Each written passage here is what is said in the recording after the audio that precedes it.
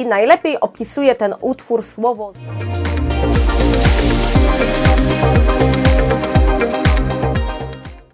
Zanim zacznę ten film, chciałabym zwrócić Waszą uwagę na trwające charytatywne zbiórki pieniędzy na pomoc ofiarom w strefie Gazy.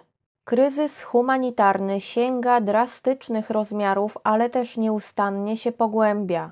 Ofiarom brakuje nawet najbardziej podstawowych środków do życia, takich jak woda, jedzenie czy leki, co tylko pogarsza sytuację, ale w ogromnym stopniu utrudnia także lekarzom pomaganie rannym, chorym i cierpiącym. Każda, nawet symboliczna kwota wpłacona na zweryfikowaną zbiórkę pieniędzy na pomoc ofiarom ma ogromne znaczenie. Zachęcam Was do rozważenia wsparcia wiarygodnych fundacji, a linki do zaufanych zbiórek znajdziecie w opisie tego filmu. Hej wszystkim, witam Was serdecznie na moim kanale. Dzisiaj skomentuję i zareaguję na tegoroczną eurowizyjną propozycję z Danii. Standardowo przypominam o łapkach w górę, o subskrypcjach, zajrzyjcie na mojego Xa, na mojego Instagrama również. No i kochani, przejdźmy już do duńskiej piosenki. Duńczycy w tym roku ponownie zorganizowali preselekcję i Duńczycy zdecydowali, że ich reprezentantem w tym roku będzie Søren Torpegaard Lund i będzie miał piosenkę całą po duńsku, kochani. Ja tę piosenkę już znam, widziałam występ, więc mam już jakieś zdanie na temat tego utworu. Wy go jeszcze nie znacie, poznacie za chwilę, a tymczasem zaproszę Was jeszcze na krótką sekcję o tym, jak Dania radzi sobie w ostatnich latach na Eurowizji. A Dania w ostatnich latach generalnie nie radzi sobie za dobrze, często zdarzają im się flopy, często nie ma w ogóle finału w przypadku Danii. Są oczywiście wyjątki, zdarzają się czasem te finały, tak jak na przykład w zeszłym roku Sissal, która swoją drogą w tym roku również próbowała ubiegać się o reprezentowanie Danii na Eurowizji, ale jej się nie udało, co pewnie zdążyliście już zauważyć. Natomiast pomimo, że Sissal zrobiła dla Danii finał, to i tak miejsce było bardzo słabe w tym finale. No i generalnie tak raczej wyglądają ostatnie lata Danii na Eurowizji. Trochę wcześniej, parę lat temu zdarzały im się te finały, nawet tam jakieś lepsze trochę miejsca niż to Sissal z zeszłego roku, ale generalnie schemat jest raczej taki, że Danii nie idzie najlepiej w ostatnich latach. A czy w tym roku im się uda? Sprawdźmy i zapraszam Was na moją reakcję na piosenkę duńską.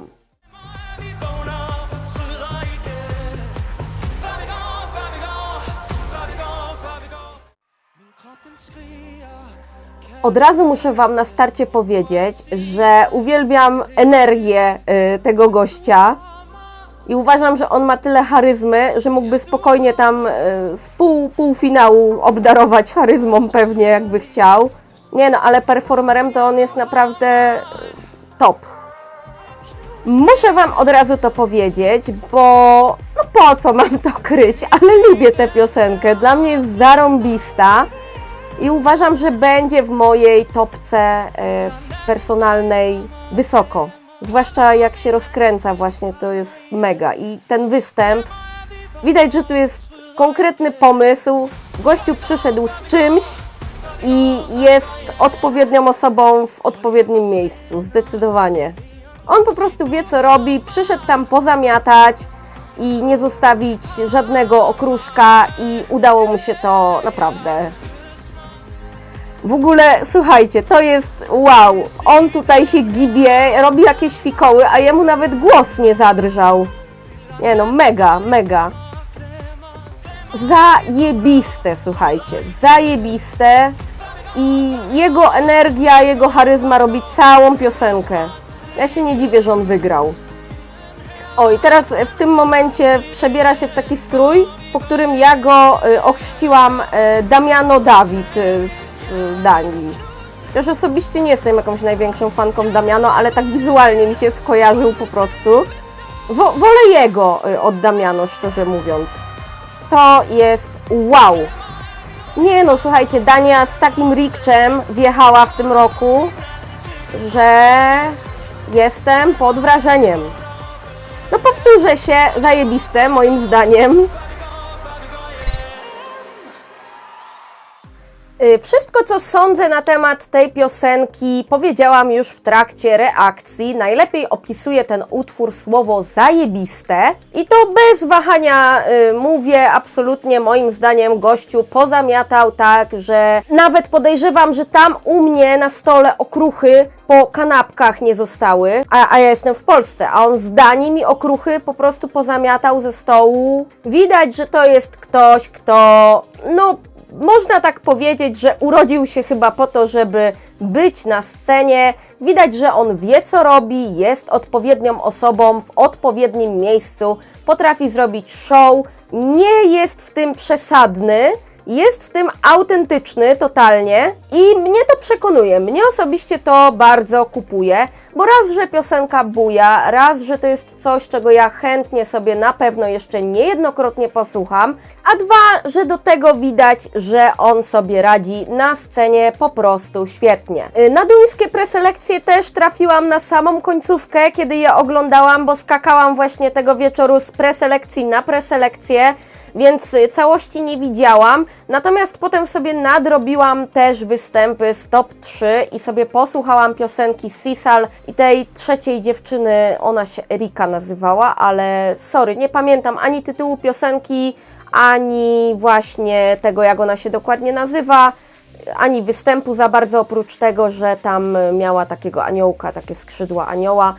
No sorry bardzo, ale z tych trzech występów zdecydowanie miażdżąco, moim zdaniem po prostu zmiótł wszystko właśnie Soren. I to jest moim zdaniem, słuchajcie, odświeżenie, jeżeli chodzi o Danię, bo powiem Wam szczerze, że w ostatnich latach piosenki duńskie mi się nie bardzo podobały, a ta, no moim zdaniem po prostu jest super. No i słuchajcie, ocena, tutaj się waham, powiem Wam szczerze, znaczy waham się, czy dać 5,5 czy 6.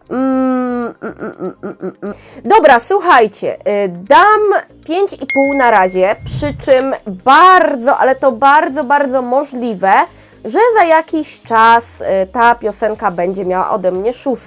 Na ten moment muszę Wam powiedzieć, że jest to moje drugie miejsce tegorocznej Eurowizji, w sensie w mojej prywatnej topce.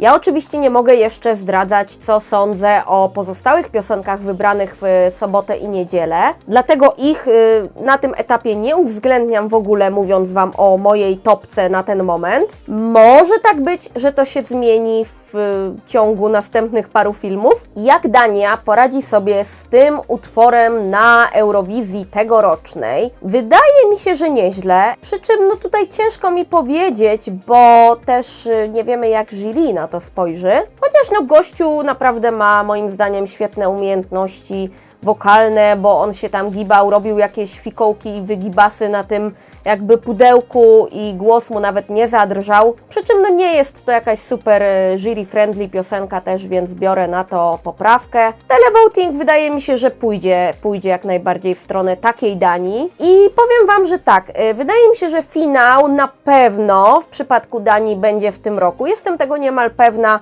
bo to jest taki pełen pakiet, czyli mamy i bardzo dobry występ, i pomysł na występ, i dobrą piosenkę, i naprawdę dobre też wykonanie. Przy czym no tutaj sugeruje się jakby tym występem, który widziałam przed chwilą, czyli z duńskich preselekcji. Jaki będzie występ w maju, tego no nie wiemy.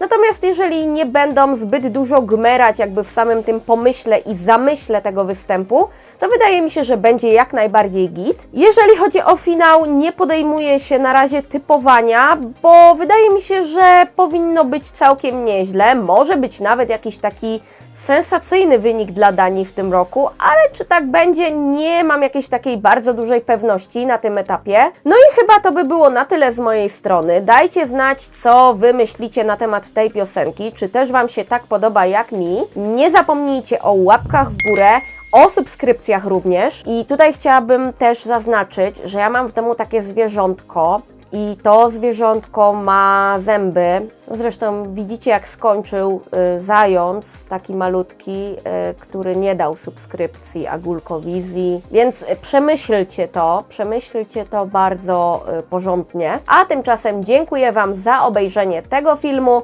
Trzymajcie się ciepło i do zobaczenia, kochani.